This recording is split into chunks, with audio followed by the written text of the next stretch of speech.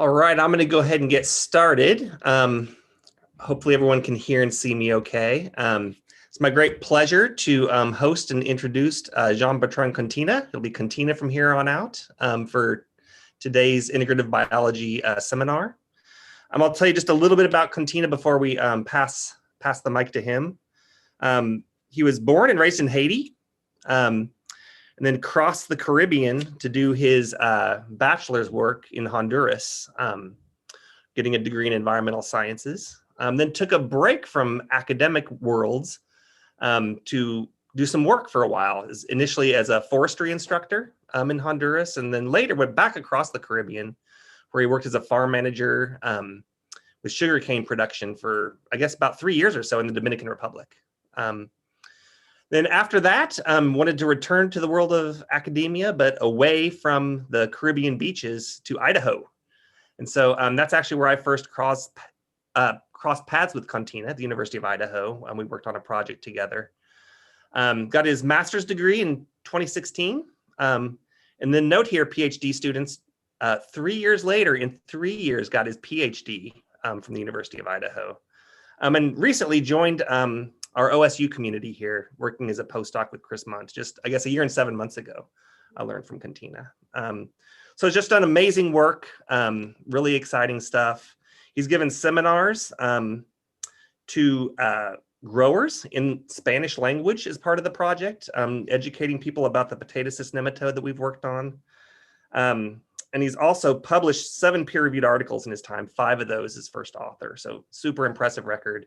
And it's a great honor for me to introduce Contina here. And he's going to give us a seminar titled Ecological Modeling of Infectious Diseases and Its Societal Relevance. So with that, take it away, Contina. Okay. Thank you very much for this nice introduction and for having me. My talk will combine 2 main projects. The first one from my PhD research at University of Idaho, and the second one from currently my postdoctoral research at Oregon State University. Both projects have a strong extension and outreach components where we bring the science to farmers, farm workers, growers, and stakeholders. So let's start with the first project, which was part of my predoctoral research, titled Quantitative Modeling of the Potato Cyst Nematode Globella Pallida in Idaho. Globella Pallida is the nematode pathogen, and I will talk about it in later slides. So this predoctoral research was part of a bigger project titled Risk Assessment and Eradication of Globella species and U.S. potato production. And this project was funded by USDA NIFA, also by USDA FIS, and the Idaho Potato Commission. Globodella Alliance, known as Global, is a collaboration between several scientists in the US, Canada, UK, and France that are working currently on studying Globodella species. And in the bottom, you can see Dr. Louise Marie Dendron. She is the project director and also my former advisor. She's a professor at University of Idaho. You have also the lab staff, and also the last pictures, the PIs and collaborators of the global project. 2 PIs are currently living in the Corvallis area. First one, Dr. Inga Sasada, USDA IRS, and Dr. D. Denver at the Integrated Biology at OSU.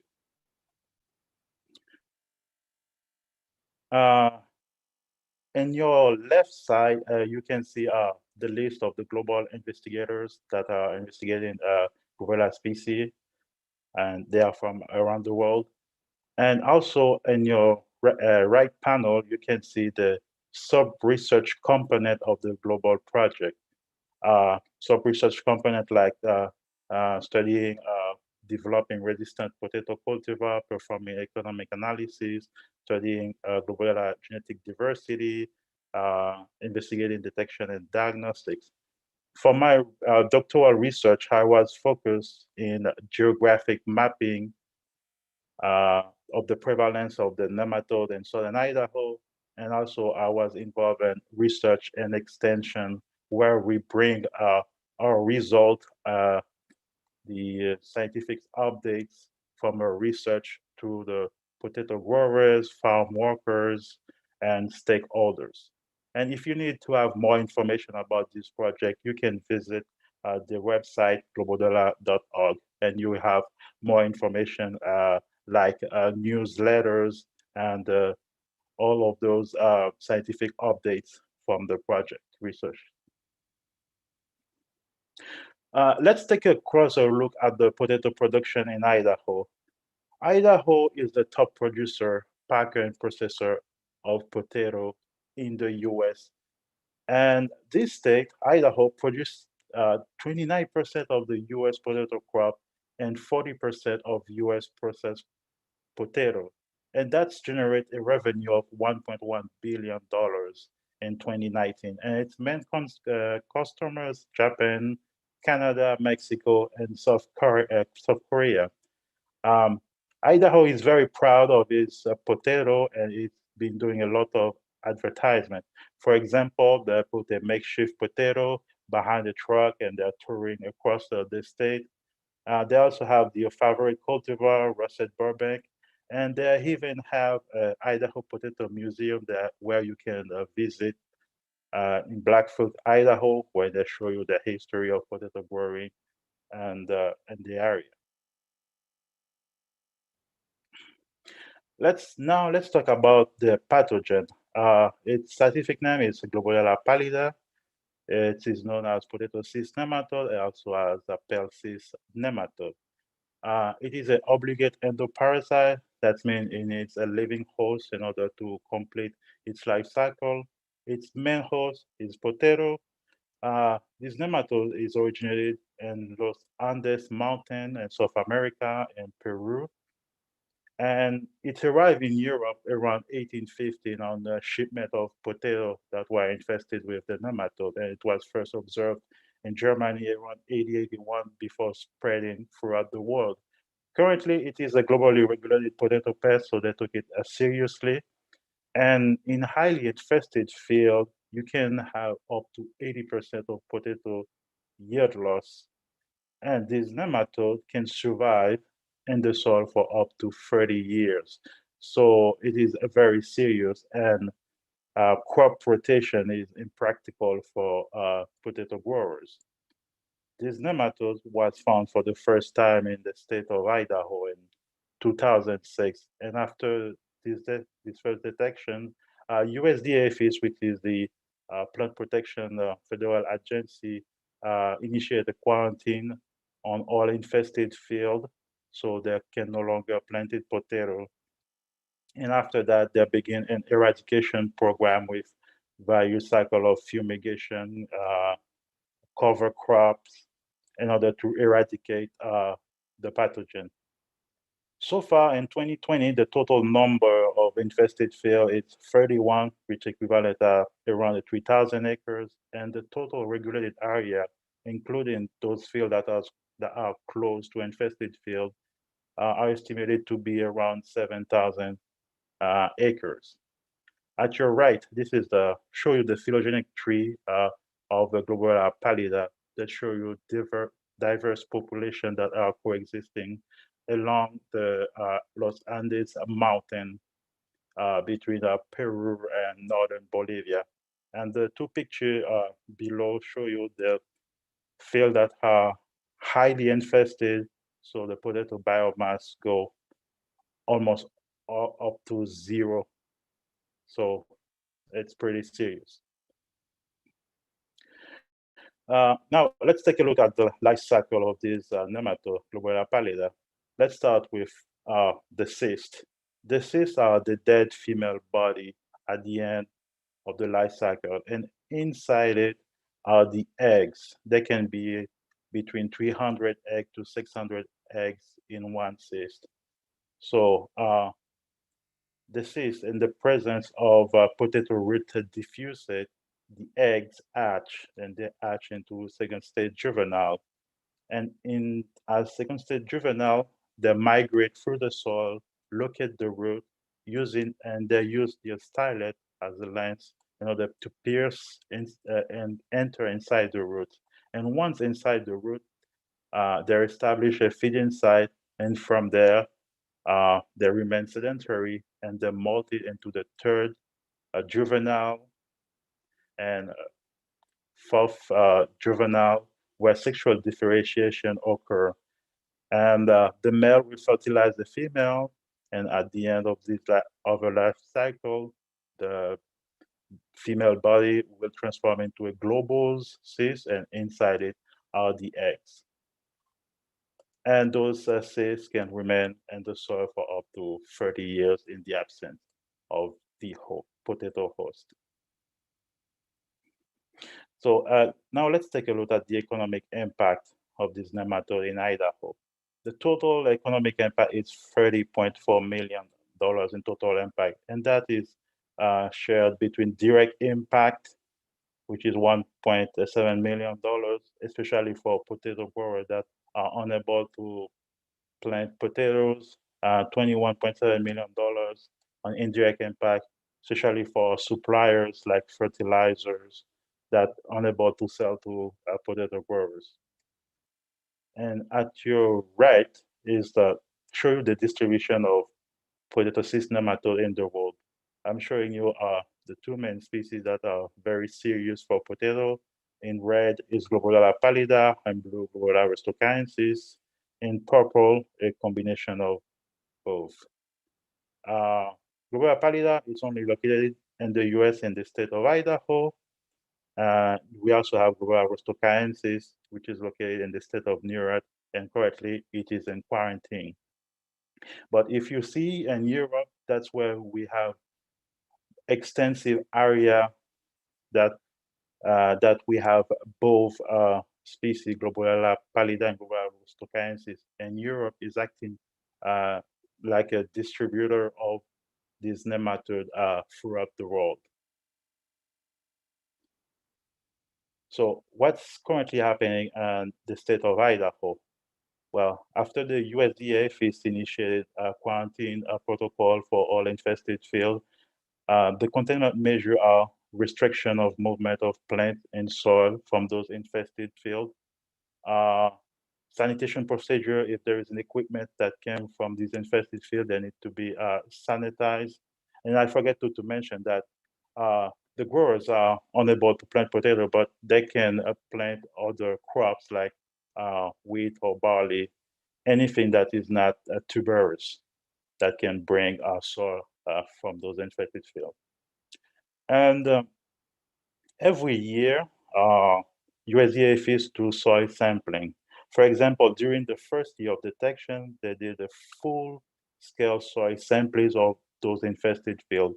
They divided those fields into grid of size 20 meters by 20 meters, and they took 2.27 kilograms of soil from those fields during the first year of detection. Then after that, for monitoring the prevalence of cysts in the field after the eradication program with fumigation, the only sample where they found cysts the first time.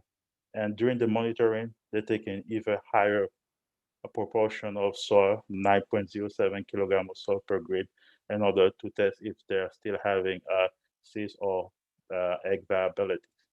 So those fields are not gonna stay forever in quarantine. So there are steps for deregulation.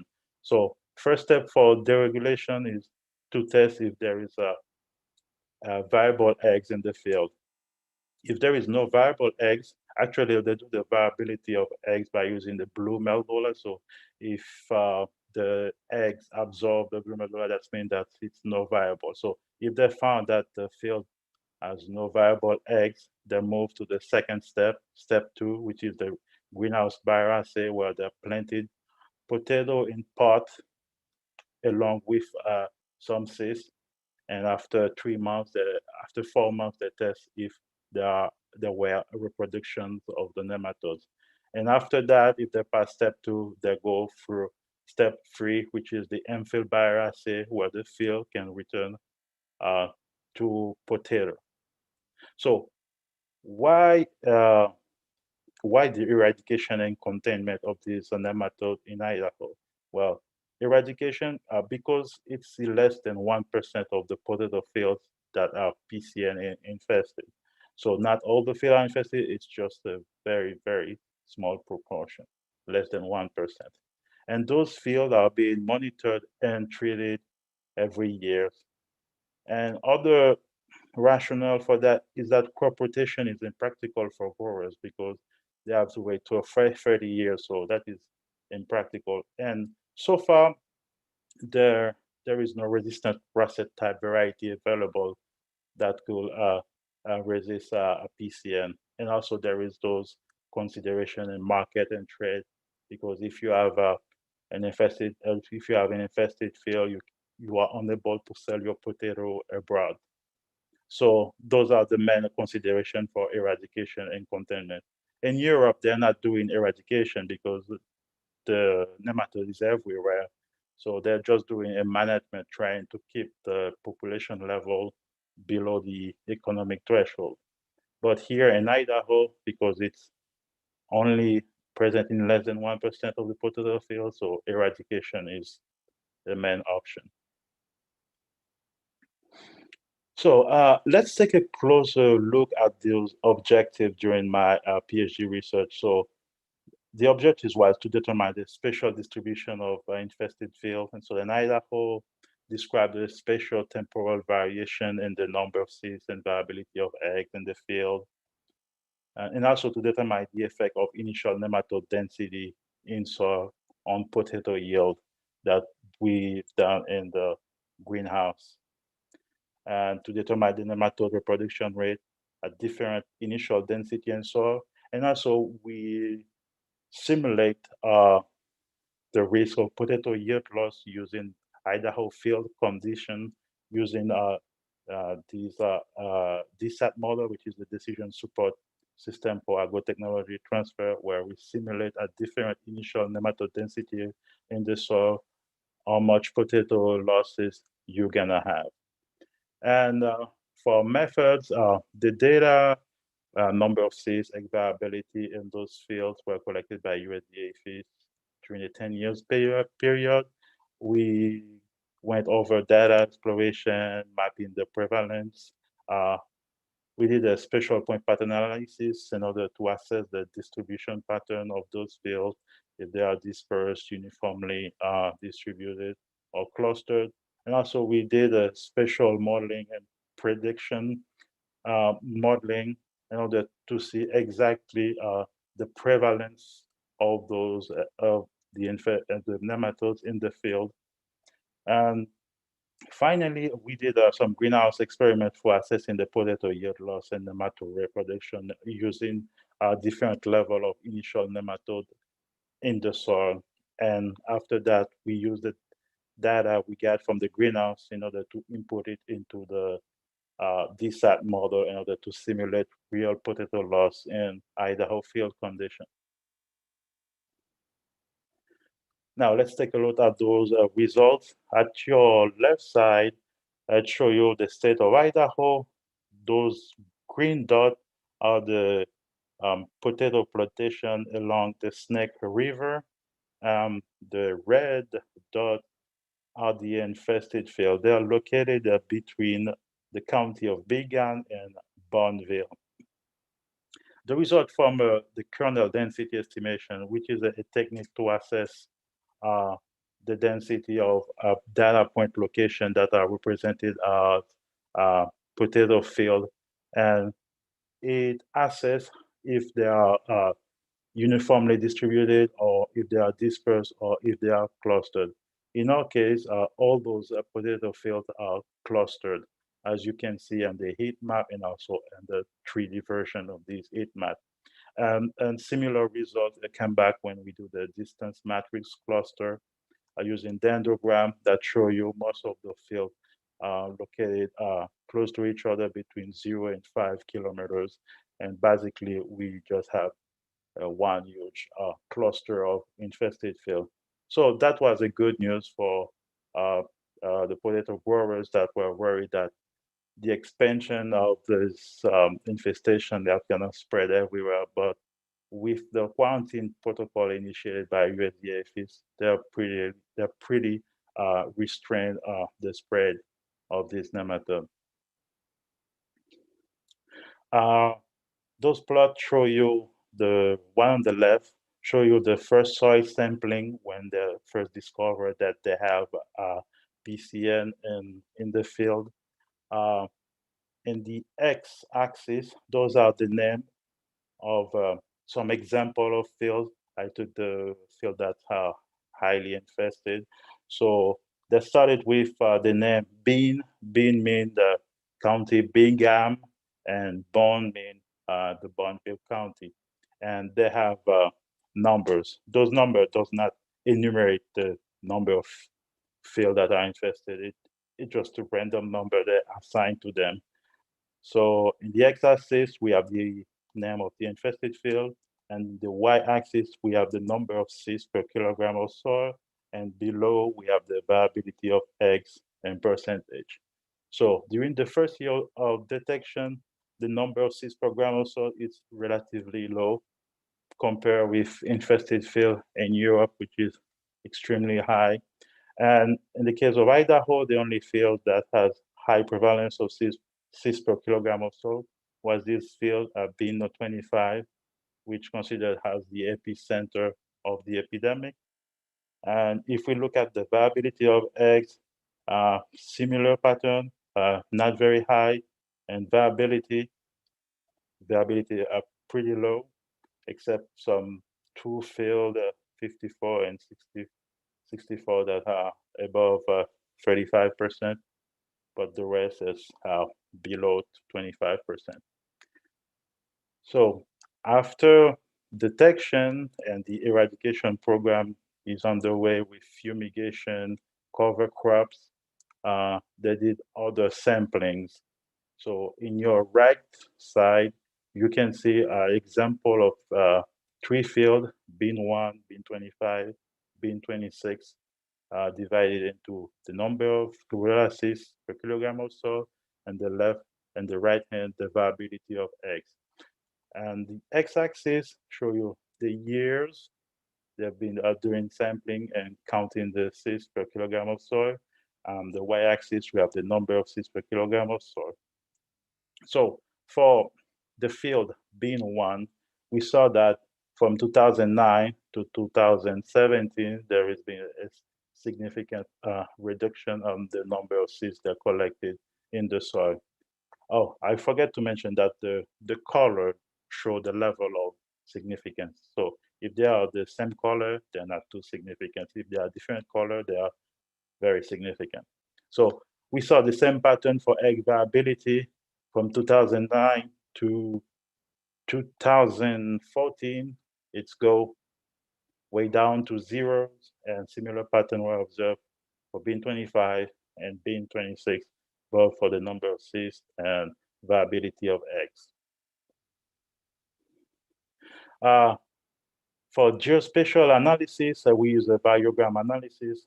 The variogram is a measurement of spatial dependency of the data point location and its attribute value as a function of distance. And basically, it is defending the first law of geography that closer things are related to each other, they are similar, and distant things, they are dissimilar.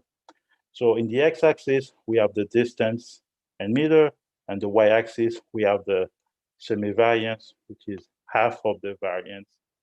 And for all those fields, they have a good spatial dependency, good spatial autocorrelation.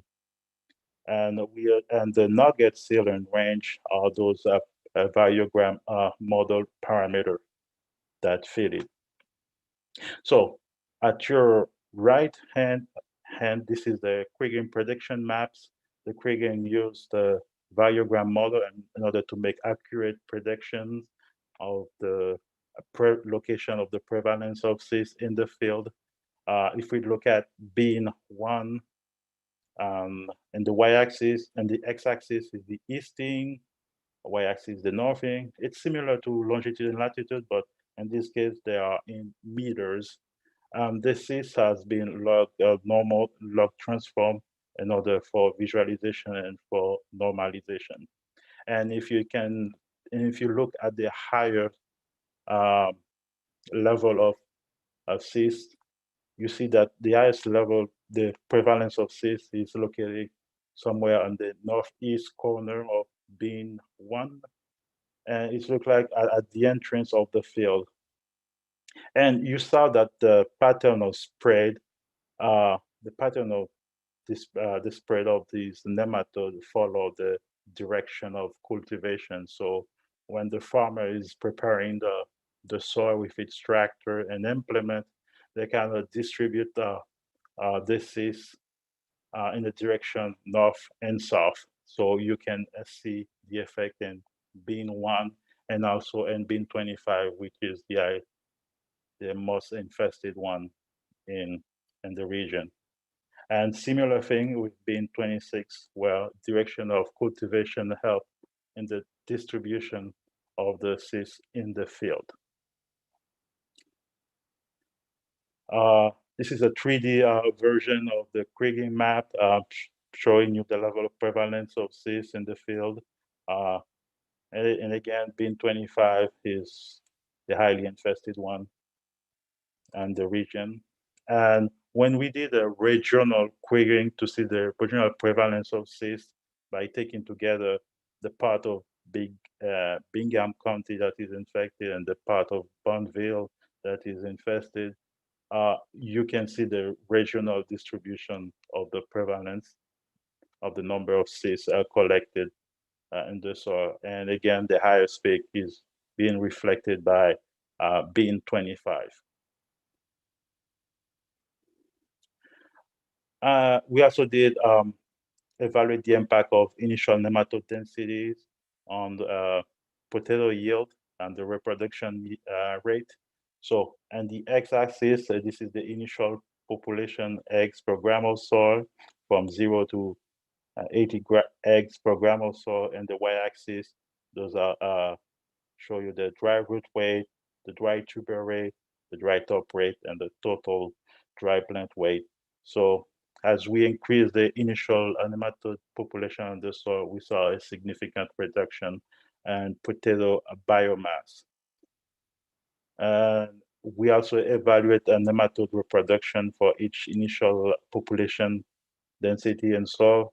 And it is density dependent, so as the population increase exponentially in the root, there is less food and the population ultimately crash. So as we increase the initial population in the soil, the reproduction rate go down.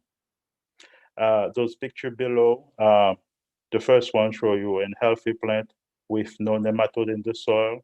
And the second one show you one that has 80 eggs per gram of soil. So you have poor root development and leaf with chlorosis. And third one show you how we inoculate the soil. And the last one show you how we extract those cysts from the soil using an elutriator. We also did perform a linear relationship between the initial nematode and the soil and dependent variable, which are dry top rate, dry root rate, and dry tuber rate.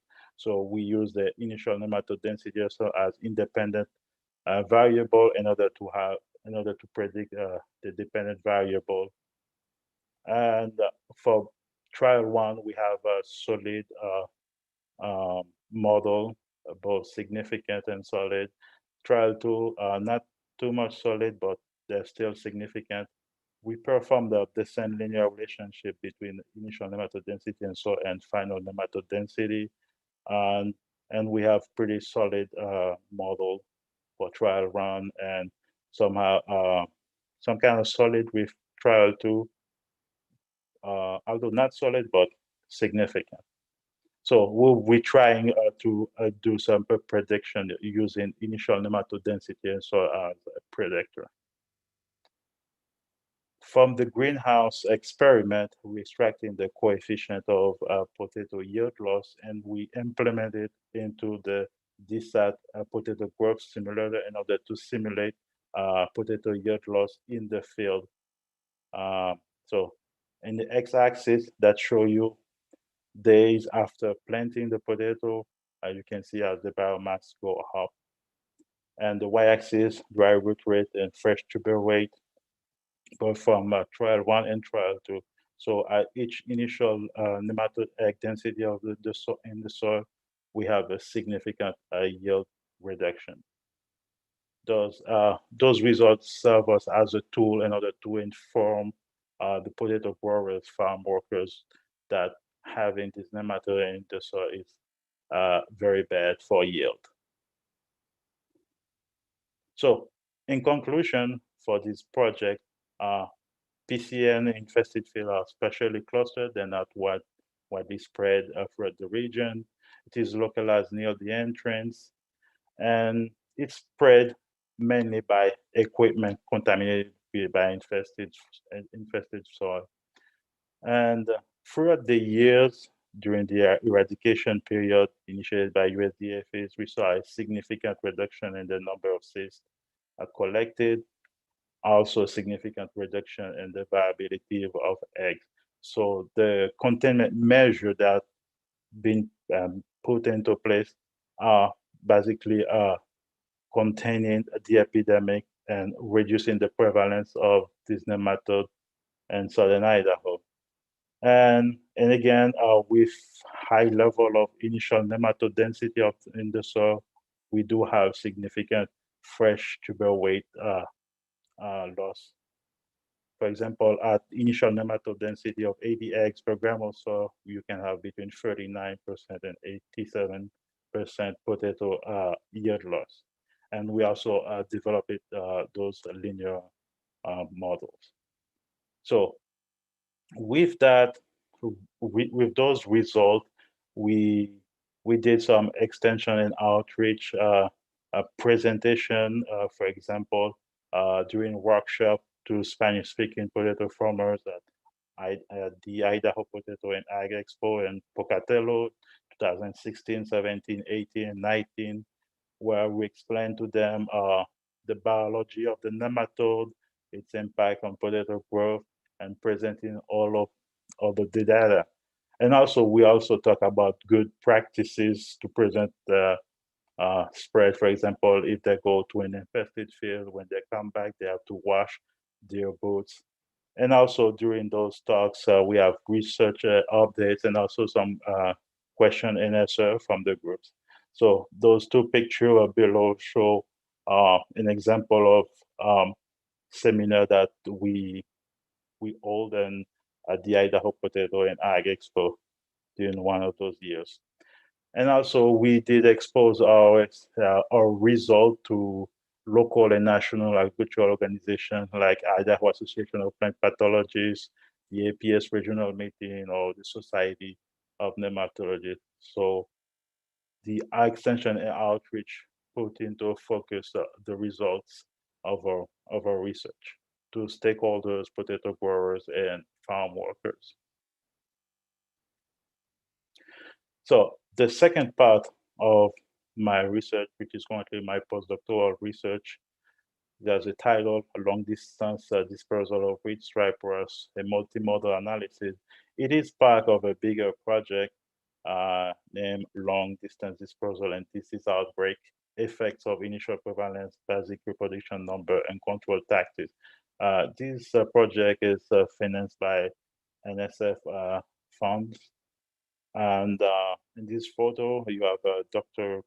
Christopher Mark, which is my advisor. He's also the project director. And we have the lab staff and also collaborators in this project from Kansas State University, North Carolina State University, and University of Warwick and the UK. So the main goal of this project is to generate rule of thumbs for disease control and management. So for this first part of this project, we are using wheat stripe rust as a disease model in order to answer some epidemiological questions. So let's take a look at the biology. So it's wheat stripe rust is a foliofungal disease, also obligate. Its official name, Poxinia striiformis. And this pathogen dispersed by air using those asexual uridinospores. And the latent period lasts from 10 days to several weeks, and that depends to the temperature, the condition of the host, and also some abiotic conditions. Um, Control of this disease is mainly achieved by developing resistant variety. And in the Pacific Northwest, there are a couple of resistant varieties to wheat stripe rust. So for our simulation, we're using wheat stripe rust as a disease model, and also we're using a susceptible wheat host called club wheat as a susceptible host for our simulation. Two photos below that show you the pustules, the stripe on the leaves, and also at your right is a quick life cycle of the wheat stripe rust over winter and volunteer plants, and using uridinospore in order to spread to other plants. The model we are using, it's called EpiMule. It is a specially explicit simulation model. We use it for cross-validation of field experiment and also exploring epidemiological scenario by extending, for example, the latent period, the infectious period, or the lesion growth. And this model has been modified over the year in order to have the option of host-resistant variation, virulence, pathogen reproductive rate, and some dispersal stochasticity. And this model consists of grade compartment that can be like a host or a group of hosts where we assign a number of infection sites. And also we can update the latency and the infectious period and lesion growth. And basically it's a SEIR model where it moves infected site through unoccupied, latent, infectious, and remove categories. So for the spore dispersal, we're using a modified inverse parallel function in order to spread the spore from one grade to another grade. So that's basically the description of the model we are using. So the objective of this project, the first part of it, is to determine the effect of initial disease prevalence on the epidemic outbreak, and also to describe the spatial temporal spread on the epidemic outbreak over the landscape, and to compare the efficacy of call size and call timing for disease control. Call size means the removal of hosts that are close to the infested site in order to stop the disease. The call timing is just a time schedule for implementing the removal of the host that surrounded the infected site.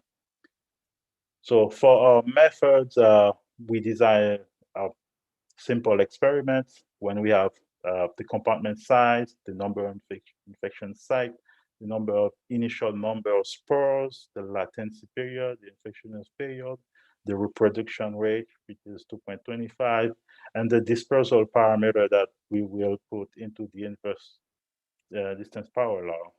And also we have the number of compartment and the epidemic duration, which is 75 days. And for the call size, we implement 3 call size. If you can see the schematic at your left, the yellow mean that's the grade that are infected. And the call size, the focus, it's that's when we remove only the infected site. And the medium call size, that's where, which is in orange, that's where we remove more than the infected site. And the large call size, which is the purple, I think you can see the color, that's where we remove an area 7 meter by 7.6 meter by 7.6 meter. So we remove a big chunk portion that is adjacent to the infected site. And we implement those call sizes during different call timing, like 17 days, 19 days, 23 days, and 30 days. And we run this simulation 1,000 times stochastically. So the result, we compare the observed. The first figure show you the no-call scenario when we don't intervene and we let the disease go its way. So we compare the observed and simulated. So on the x-axis, we have the distance from focus, and the y-axis, we have the disease prevalence. So in the observed, that's what we observe in the field. We saw as we go far away from the infected focus, the disease prevalence is going down. So when we do the simulation 1,000 times, we saw the similar pattern and the disease dispersal along along the stretch, along the transect that we designed. When we look at focus, when we do the call at 23 days and we compare the observed and simulated, we saw a kind of reduction of the disease prevalence at the same distance from the focus. So as we implemented the call sizes, we saw a reduction in the disease prevalence. And that's what we observed in the focus, the call size at 23 days, medium 23 days, and large at 23 days. And this is the average disease gradient when we compare field observation versus the stochastic simulation.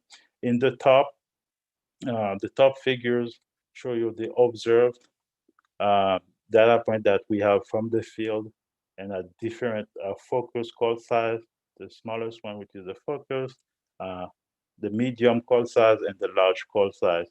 And below, you have the simulated from the simulation, and when you have the focus call size, medium call size, and large call size. Overall, the lines are the call timing, which is in days. So overall, as we implement the call size earlier, we saw a significant reduction of the disease prevalence along the transit. But as you take time to implement the calling measures, we saw that the disease prevalence is getting higher and higher when we're doing internal comparison with the call timing.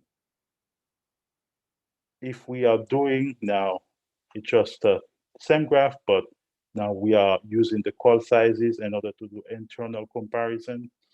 We saw that the all call sizes, focus, medium, and large, when you compare it with the no call, they are significant, but between them, they're not significant.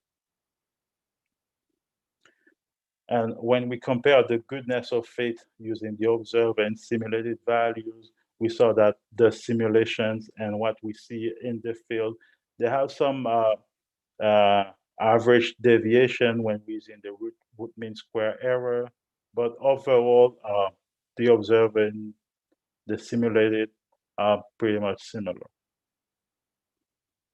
And when we use the average disease prevalence using the factor timing as the main factors, we saw that as for the observed, as we increase the call timing, we have an increase of disease prevalence compared to the no call. And we saw that similar pattern when we do the simulation using EpiMu. As we increase the call timing, the disease prevalence get higher and higher. Same thing when we take, however, right now the internal comparison is the call sizes. no call, focus, medium, and large. Not too much changes here, but overall, if we take focus, medium, and large, they are significantly different when we do no call intervention. And this is a average disease temporal gradient. The first box is the focus, the medium, and the large call. The x-axis will show you the times and days. The y-axis show you the disease prevalence, logarithmic natural transform. So as you go over the epidemic period, you saw the disease prevalence increase for the no call, But as we increase, as we start with the call timing, with the focus, medium, and large call size, we saw a significant reduction in the disease prevalence compared to the no call. So basically, if we do the calling earlier, we will have reduced disease prevalence. So what does that tell us? In conclusion, disease prevalence was significantly reduced compared to the no-call treatments when we implement those call sizes and also when we implement the early call timings. Disease gradients show a decreasing disease prevalence as distance increase from the inoculated focus. Early call timing show us basically the fastest disease decrease in the disease prevalence, but we didn't observe not too much differences between the call size levels. So in general, rule of thumb for disease control, we need early disease control intervention in order to reduce the size of the outbreak. Although there will be daunting tasks, for example, delays in pest detection, laboratory testing for disease symptoms, but early intervention is crucial for stopping the epidemic outbreak. And for future direction, we're trying to input some different type of model, like a networking model, and to compare the model that we have, which is Epimule, to other model in order to see if we do have the same prediction.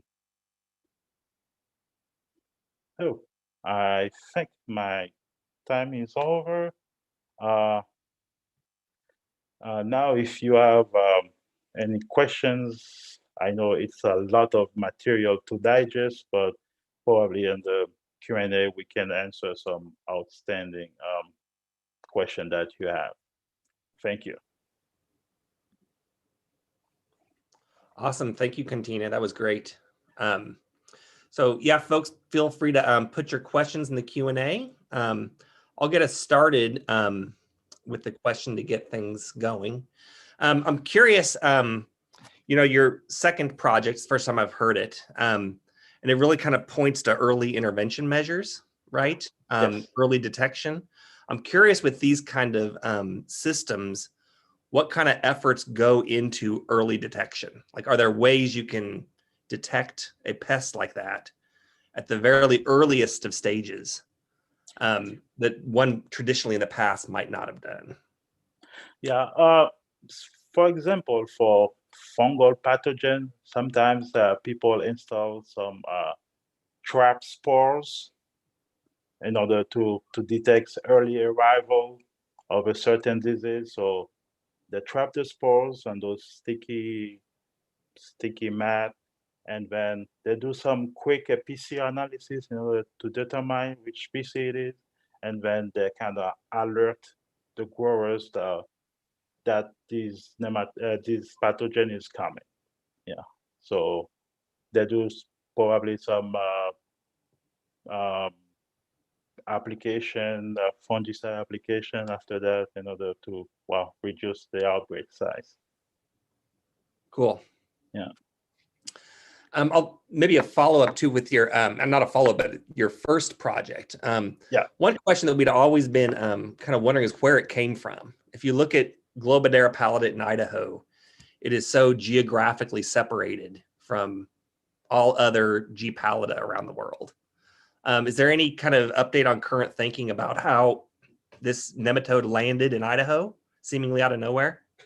Yeah, it was a big question, and so far no one's know where it came from, how it came to land to Idaho.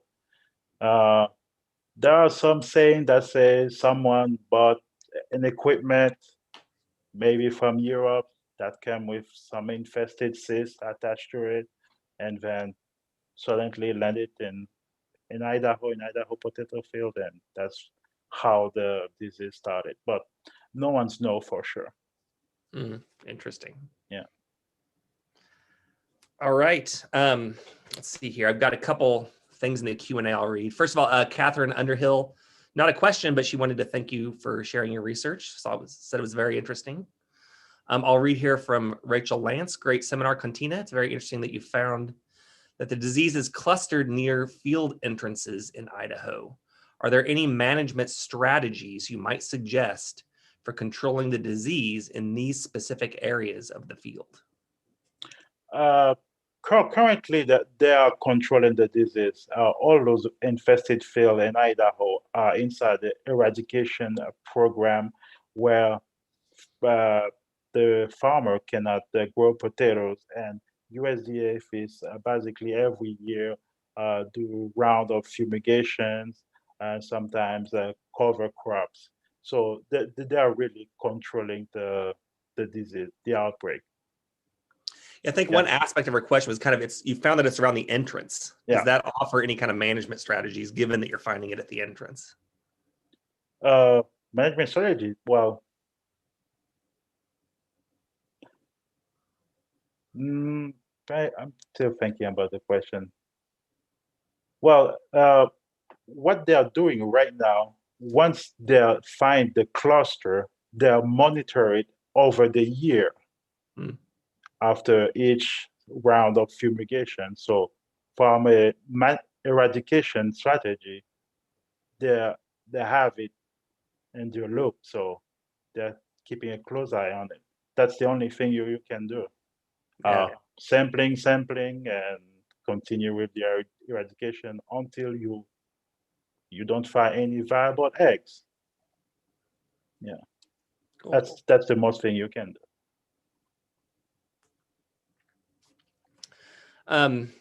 Yeah, I'll maybe ask one more. It kind of been in my mind. I'm curious how when you present this research to growing communities and how they respond. So it's science and society, right? And how in society they respond to a new unexpected pathogen like this. And what are some kind of strategies for helping growers understand the consequences of having a new nematode pathogen like this that they have to think about? Yeah. First of all, they were very happy about the science that we were doing, because at first they didn't understand very well the biology or the potential impact of these nematodes and potato yield. But when we explained to them the biology, what we will expect when you have a highly infested field, they really say, oh yeah, that's really serious. So we should also collaborate in reducing the epidemic. So yeah, with various type of communication, various type of slide, various type of example to explain to them that the cyst is not the danger, it's the eggs inside the cyst, that if they are viable, that will cause the problem. And then they got the story very well, and they were very happy about it. Terrific. All right. Well, I'm not seeing any more questions pop up in the Q&A here, so I think we'll take this opportunity to give you a big thank you, Contina, for coming and sharing your great work with us. Look forward to seeing you around Corvallis again when that becomes a little more possible. Might see you by the beanery again. Okay. Thank you for having me.